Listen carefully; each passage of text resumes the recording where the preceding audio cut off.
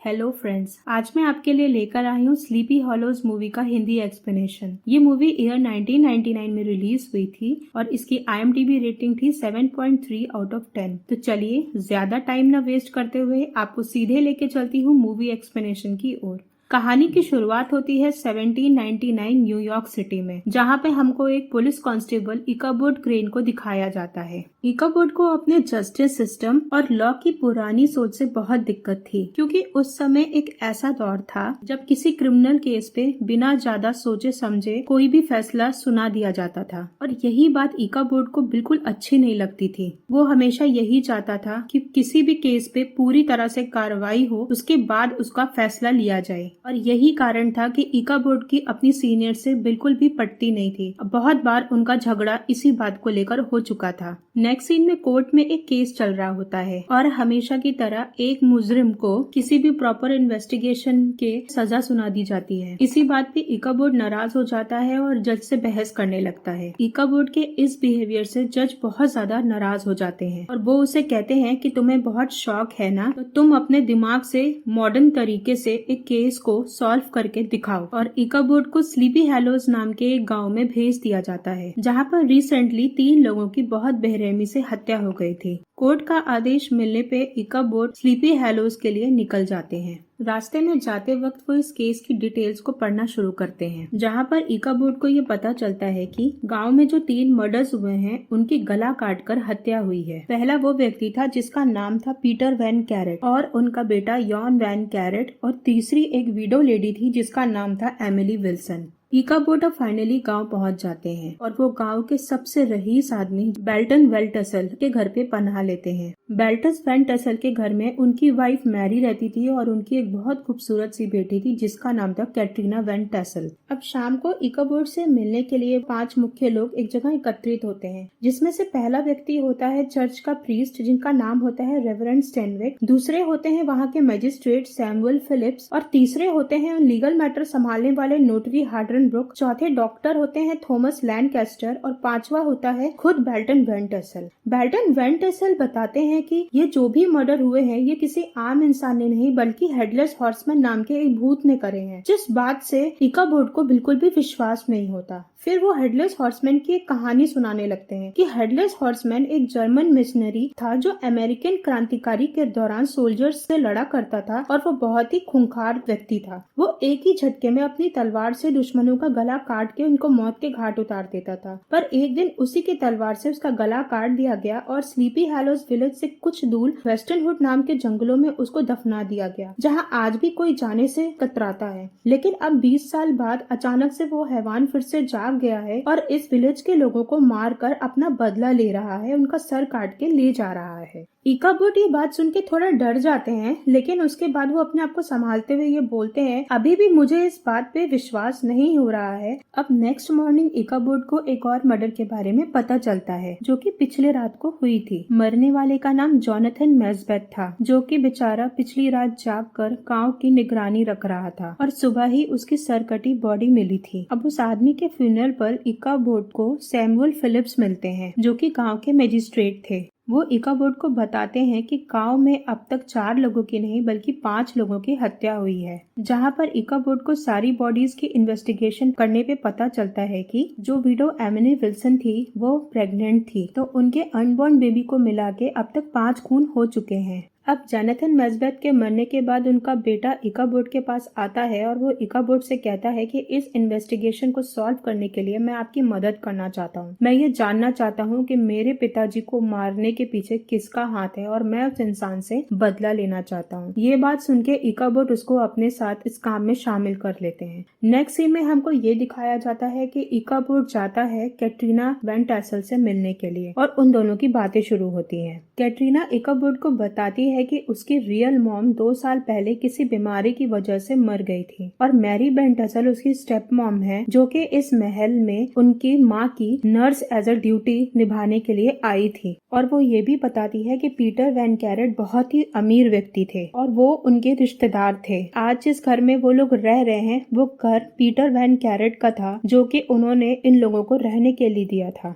कैटरीना ये भी बताती है कि एक समय ऐसा भी था जब हम लोग बहुत ज्यादा गरीब थे। उस टाइम पे पीटर वैन कैरेट ने हमारी बहुत हेल्प करी थी। कैटरीना इकोबोड को ये बताती है कि मैं एक बहुत स्पिरिचुअल टाइप की लड़की हूँ और वो जादू टोना भी किया करती थी। ये बात सुन के इकोबोड थोड़ा सा हैरान हो जाते हैं और एकदम से पास्ट में चले जाते हैं। अब हमको पास्ट का सीन दिखाया जाता है। इकोबोड की माँ भी जादू टोना किया करती थी, उसे उन सब पे विश्वास था, लेकिन इकोबोड के पिताजी को ये सब अच्छा नहीं लगता था और वो इकोबोड की मॉम को चुड़ैल समझते थे। एक दिन इसी के चलते उन्होंने अपनी वाइफ का मर्डर कर दिया और इस सदमे से इकोबोड कभी उभर नहीं पाया और उन्हें आज भी रात में बहुत अजीब से डरावने सपने आते हैं। कहानियां प्रेजेंट में शिफ्ट होती है और इकोबोड को सैमुअल फिलिप्स थे, वो गांव से बाहर जाते हुए दिखते हैं। इकोबोड उनके पास जाता है और उनसे पूछता है कि आप कहाँ जा रहे हैं। वो बहुत डरे हुए थे और वो इकोबोड से ये कहते हैं कि मैं अब गांव छोड़ के जा रहा हूँ, मैं यहाँ नहीं रहना चाहता हूँ क्योंकि मेरी जान को अब खतरा है। उनको इकोबोड को एमिली विल्सन के बारे में नहीं बताना चाहिए था कि वो प्रेग्नेंट थी।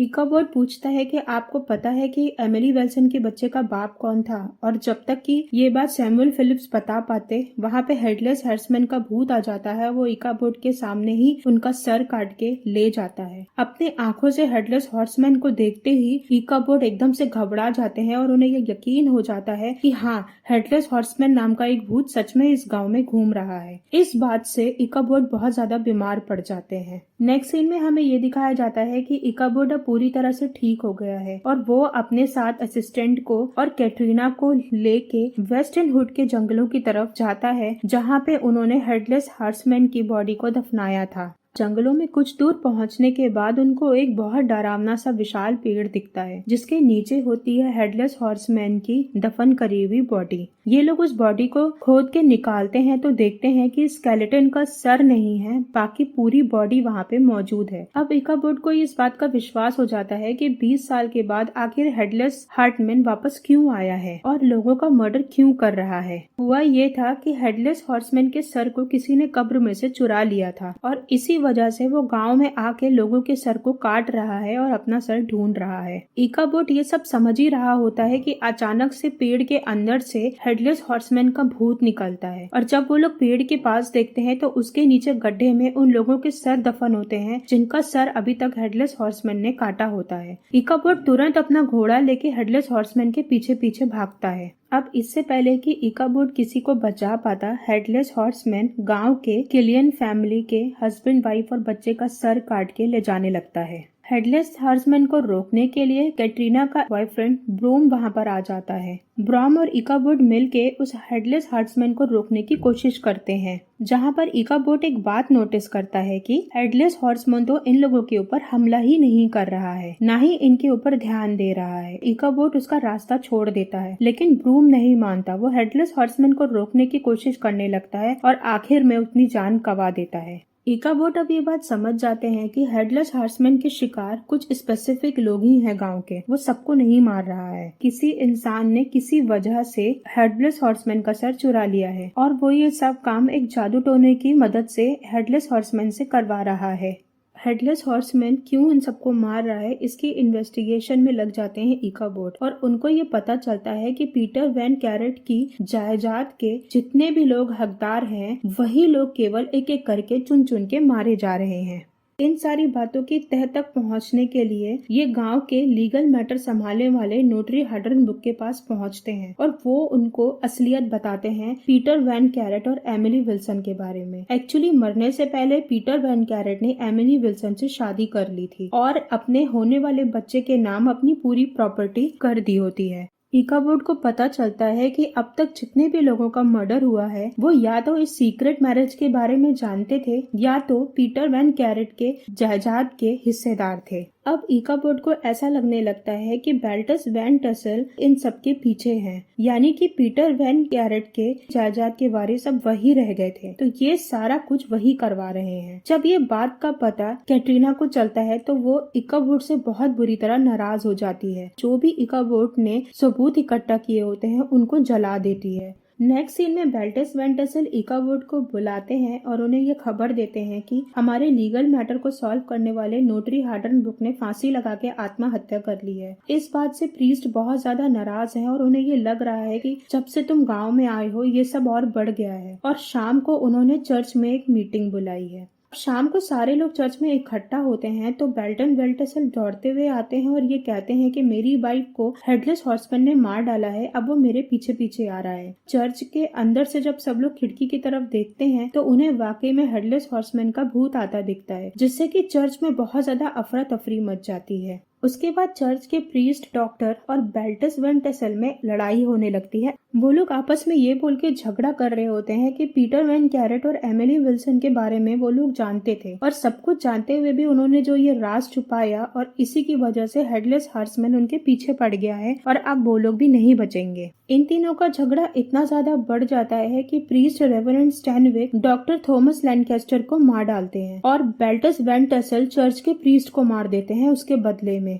ये जो घटना घटती है उससे इकाबोर्ड का शक पूरी तरह से बेल्टन वेंटेसल पे चला जाता है। इतने में हेडलेस हॉर्समैन एक रस्सी की मदद से बेल्टेस वेंटेसल को बाहर खींच लेता है और उसका गला काट डालता है। ये सीन इतना भयानक होता है कि कैटरीना अपनी आंखों से देख लेती है और फौरन बेहोश हो जाती है। इकाबोर्ड फौरन कटरीना को संभालने के लिए आता है और तुरंत देखता है कि कटरीना की उंगली पे एक पिंक कलर के चौक का निशान है, और उसी पिंक चौक से चर्च के अंदर बीचों बीच किसी तरह की एक ड्राइंग बनी हुई थी, और सेम यही ड्राइंग उसने अपने घर में अपने कमरे में भी देखी थी। अब इकाबोर्ड को ये लगता है कि शायद कटरीना ही इन सब के पीछे जिम्मेदार है, क्योंकि उसी ने इकाबोर्ड को पहले ये बताया था कि वो जादू टोना पे विश्वास करती है और उसे करती भी है, और अब सब जब मर गए हैं तो सारी प्रॉपर्टी की अकेली वारिस वही है। लेकिन इकाबोर्ड कटरीना से बहुत प्यार करते थे, इसलिए वो कटरीना को सजा तो नहीं दे सकते थे, इसलिए नेक्स्ट डे वो गांव छोड़ के जाने का फैसला कर लेते हैं। अगली सुबह इकाबोर्ड गांव छोड़ के जा रहे होते हैं तो उनकी जेब में कटरीना द्वारा दी गई हुई एक पुरानी डायरी पड़ी होती है, जिसको खोल के वो देखते हैं तो उसमें वही सिंबल बना होता है जो कैटरीना ने चर्च में और उनके कमरे में बनाया था। वो सिंबल स्पिरिट को दूर रखने के लिए और अपने को बचाने के लिए बनाया जाता था। अब इकाबोर्ड को बहुत शर्मिंदगी महसूस होती है और वो समझ जाते हैं कि इन सब के पीछे कटरीना का हाथ नहीं है बल्कि किसी और का हाथ है, और अब वो अपने बग्गी ड्राइवर से कहते हैं कि तुम वापस चलो गांव की तरफ। नेक्स्ट सीन में हमको मैरी वेंटेसल दिखाई जाती है जिसने अपने मरने का स्वांग रचा था, यानी कि असली कल्प्रिट कोई और नहीं मैरी वेंटेसल थी, जो कि बेल्टन वेंटेसल की दूसरी पत्नी थी। मैरी अब कटरीना को गांव से दूर एक विंड हाउस में लेकर जाती है, जहां वो कटरीना को अपनी पूरी स्टोरी सुनाती है और बताती है कि उसने ये सब क्यों किया। वो उन सब से बदला लेना चाहती थी।